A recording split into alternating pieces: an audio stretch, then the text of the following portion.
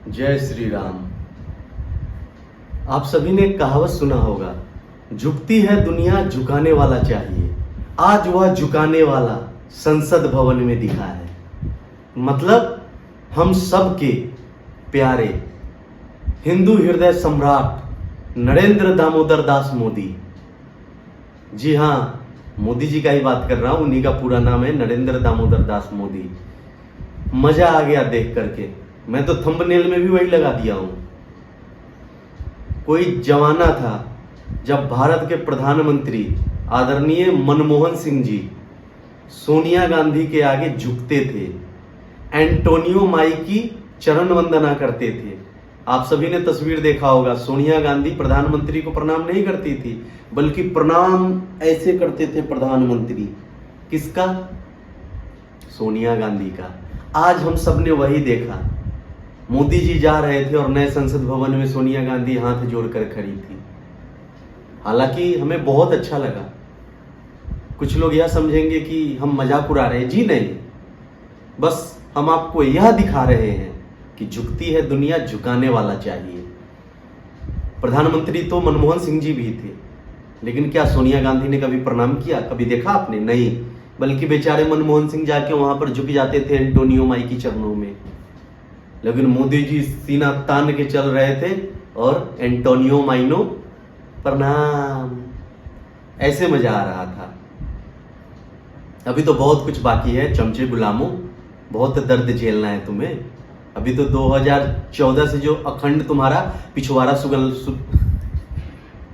2014 से जो तुम्हारा अखंड पिछवाड़ा सुलगना शुरू हुआ है ना, वो अभी अनवरत चालू रहेगा। अभी तो मोदी जी है, 2024 में तीसरी बार मोदी सरकार, और उसके बाद बुलडोजर वाली योगी बाबा आने वाले हैं। फिर क्या तुम्हारा हाल होगा? वही होगा जो मंजूरे खुदा होगा। मजा आ रहा है ना संसद भवन देख के। दूसरा बहुत बड़ा मुद्दा बन गया कल रात से, महिला आरक्षण बिल। दो तरह की कंफ्यूजन इसमें है। सवर्ण समाज से आने वाले हिंदू कह रहे हैं हो सकता है कि यह आरक्षण सिर्फ दलित समाज को दिया जाए, एससी एसटी ओबीसी को। एक शक है। दूसरे तरफ दलित वर्ग ओबीसी वर्ग को यह चिंता सताया जा रहा है कि कहीं सबको न दे दिया जाए तो सवर्ण समाज से आने वाली महिलाएं जो कि ज्यादा पढ़ी लिखी होगी तो वह मलाई खाएगी। अरे भैया, हम तो कहते हैं हटाओ आरक्षण को, खत्म करो, सारा टेंशन ही दूर। क्या महिला आरक्षण, क्या पुरुष आरक्षण और क्या जातिगत आरक्षण। अगर आरक्षण देना है तो सिर्फ और सिर्फ क्या बोलते हैं भैया, मतलब वो जैसे ईडब्ल्यूएस में होता है अमीरी गरीबी के आधार पर, उसी प्रकार से बोला जाता है। जो गरीब है उन्हें आरक्षण मिलना चाहिए। मैं भूल रहा हूं उसे क्या बोलते हैं, जिसका कभी कभी मैं भी मांग करता हूं कि जातिगत आरक्षण हटा के, सॉरी याद ही नहीं आ रहा है भाई, याद ही नहीं आ रहा। इतनी खुशी है आज एंटोनियो माई का ये वाला पोज देख करके कि बहुत कुछ आज ये ऊपर से ऊपर निकल रहा है।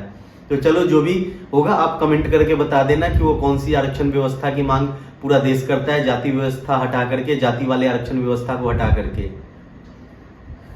हालांकि बस जो मतलब निकलता है वो मैं आपसे बता देता हूं। जातिगत आरक्षण व्यवस्था हटा के सिर्फ और सिर्फ गरीबी के आधार पर मिलना चाहिए। जिस जाति का गरीब व्यक्ति हो, यदि उसमें क्षमता है तो उसे नौकरी मिलना चाहिए। अब ऐसा नहीं कि कोई डीएम बन गया, उसका बेटा एसपी बन जाएगा। कैसे? तो आरक्षण के बल पर। अब उस एसपी का भाई यानी डीएम साहब का बेटा आरक्षण के बल पर किसी और विभाग में बड़ा पद पे बैठ जाएगा, तो ये सब नहीं चलेगा और ना होना चाहिए। बल्कि सबको मिले, जो एससी है, एसटी है, ओबीसी है, सवर्ण समाज है, कोई भी जाति है हिंदू में आने वाले, सबको आरक्षण मिलना चाहिए। लेकिन सिर्फ गरीब को। अगर चंदन शर्मा के पास पैसा है तो चंदन शर्मा को आरक्षण नहीं मिलना चाहिए, लेकिन यदि चंदन शर्मा गरीब है तो बिल्कुल मिलना चाहिए इस आधार पे।